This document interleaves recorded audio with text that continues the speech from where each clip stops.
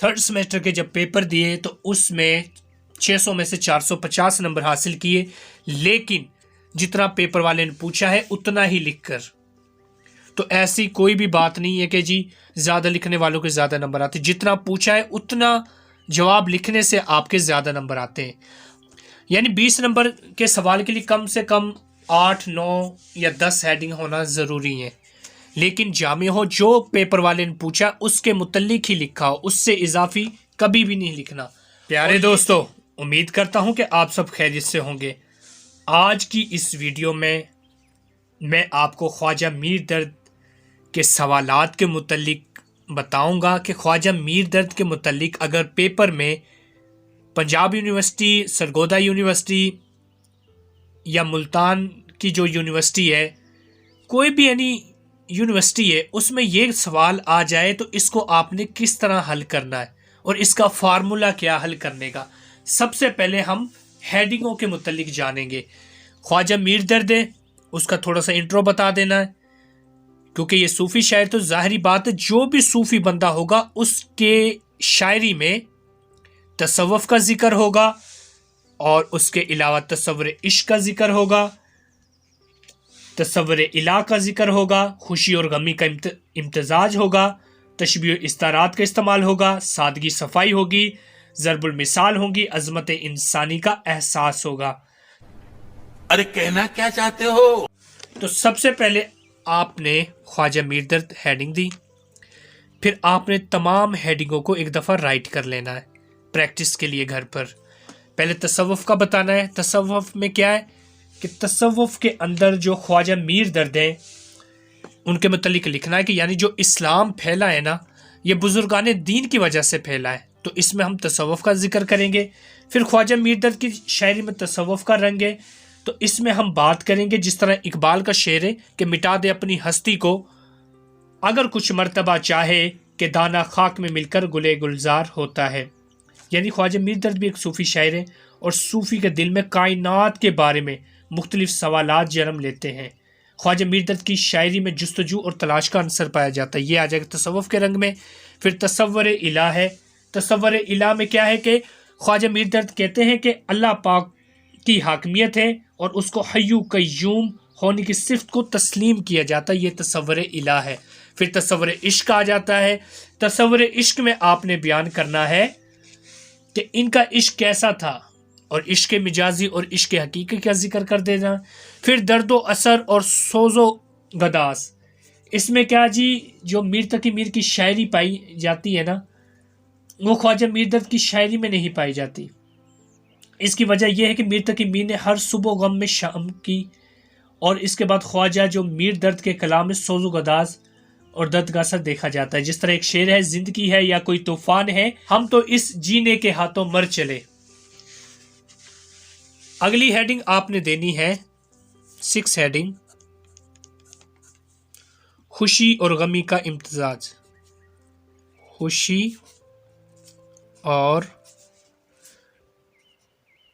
गमी का इम्तजाज।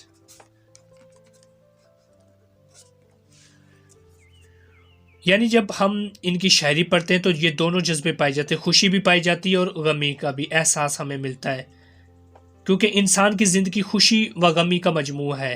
और ख्वाजा मीर दर्द भी एक सूफ़ी शायर थे और इन्होंने भी इन दोनों को जिक्र किया है। फिर इसके बाद हम हेडिंग देंगे,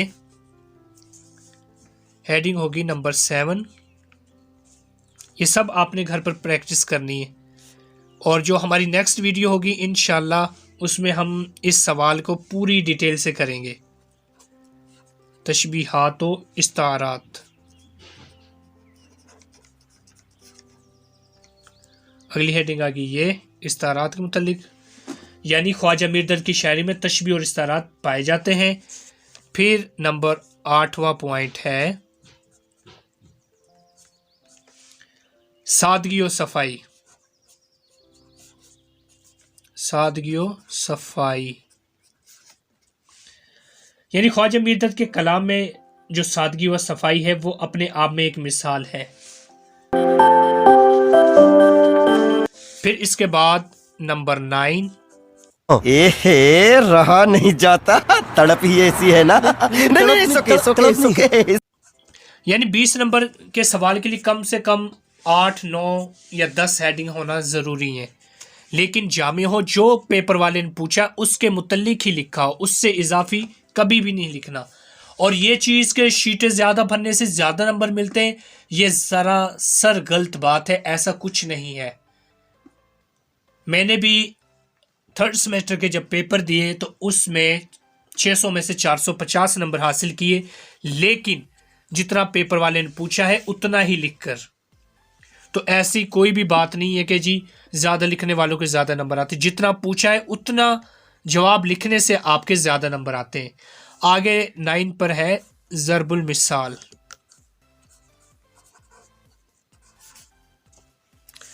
और नंबर 10 पर है अज़मत इंसानी का एहसास। इसमें इंसान की तारीफ़ को बयान करना है। जिस तरह आदम अलैहिस्सलाम के लिए अल्लाह पाक ने फरिश्तों को हुक्म दिया कि सजदा करो, तो सब ने सजदा किया। यहाँ पर लिखना अज़मत इंसानी का एहसास। एक दफ़ा मैं फिर से रिपीट करवा देता हूँ। ख्वाजा मीर दर्द का जब आपने क्वेश्चन करना है, सबसे पहले हेडिंग देनी है, थोड़ा सा इंट्रो बताना उनके मतलब, फिर तसव्वुफ़ के बारे में, ख्वाजा मीर दर्द की शायरी में तसव्वुफ़ का रंग, तसव्वुर इलाह, तसव्वुर इश्क, दर्दो असर और सोजो गदास, खुशी और गमी का इम्तजाज, तशबीह इस्तारात, सादगी और सफ़ाई, ज़रबुल मिसाल, अज़मत इंसानी का एहसास।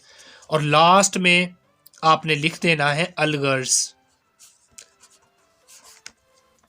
यानी कोई भी सवाल है उसका अलगर्ज लाजमी लिखना, यानी इस पूरे सबक में हमने क्या बयान किया उसको बताना, अलगर्ज या हासिल कलाम।